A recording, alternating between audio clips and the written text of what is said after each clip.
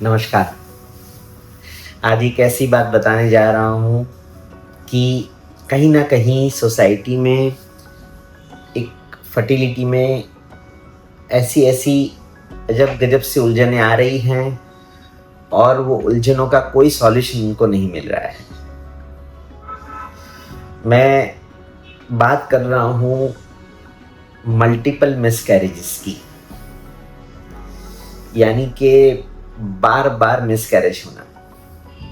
और ऐसे जो कपल होते हैं वो कंफ्यूज हैं। जनरली ऐसे कपल नज़दीकी गायनेक और ऑब्स्टेट्रिशियंस को दिखा रहे हैं और उनकी सामान्य सलाह का उपयोग करने के बाद ऐसे कई युगल हैं जिनको एक थ्रेशोल्ड यानी कि 4 से ज़्यादा मिसकैरेज हो चुके हैं। मैं 4 से पहले की बात नहीं कर रहा हूँ, 4 से ज़्यादा मिसकैरेज हो चुके हैं। वो 6 हैं, 8 है, 10 है कि 12 है।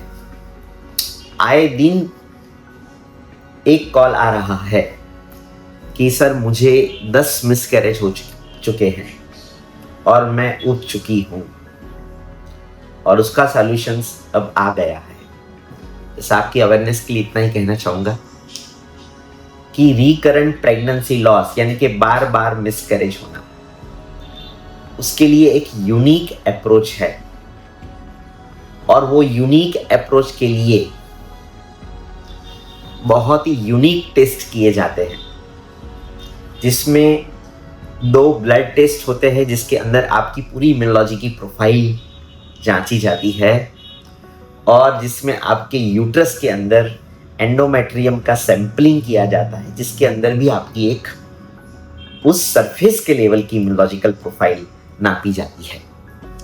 उसके अलावा आप ऑलरेडी कैरियोटाइपिंग जैसे नॉर्मल जेनेटिक टेस्ट करवा चुके होते हैं, लेकिन ऊपर के उसके ऊपर जो भी जेनेटिक टेस्ट है उसकी एक पैनल की जाती है, जिससे आपको मालूम पड़ता है कि आपका एक्सेसिव प्रेगनेंसी लॉस होने का कारण क्या है।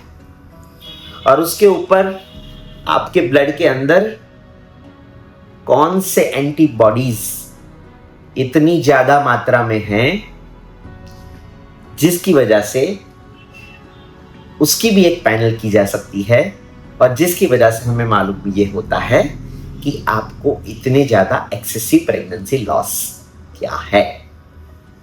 मैंने देखा है कि ऐसे पेशेंट्स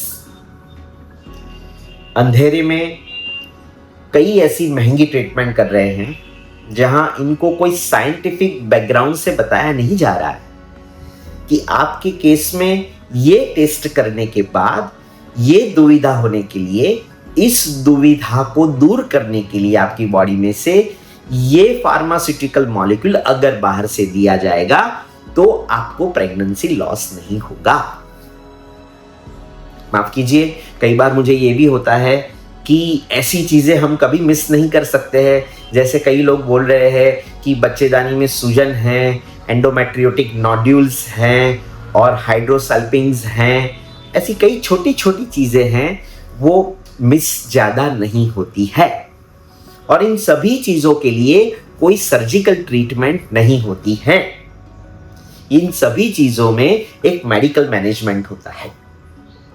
तो आपको इतना ही कहना चाहूंगा कि जिनको बार बार यानी कि 4 से ज्यादा मिसकैरेज होते हैं, वो 8 हो, 10 हो, 12 हो। कल ही मैं एक पेशेंट को देख रहा था मेरी ओपीडी में, 13 मिसकैरेज के साथ आ रहा था। तो ऐसे मिसकैरेज जो चैलेंजिंग केस है, उनके अंदर एक बेस्ट एक स्ट्रेटेजिक अगर पैनल की जाए तो उसके द्वारा हम आपको आपके खुद के अंडों से ही प्रेगनेंसी दे सकते हैं। और जानिए, इन सभी के लिए आपको हमेशा आईवीएफ की जरूरत नहीं होती है। कई ऐसी इम्यूनोलॉजी ट्रीटमेंट होती है जिनसे आप नेचुरली भी कंसीव हो सकते हो और आईवीएफ की जरूरत बिना आप अपना खुद का बच्चा जो 10 बार बार बार प्रेगनेंसी लॉस ऑलरेडी हो चुके हैं, उनको नेचुरल प्रेगनेंसी या जरूर पड़े तब आईवीएफ के द्वारा प्रेगनेंसी दे सकते हैं। Thank you.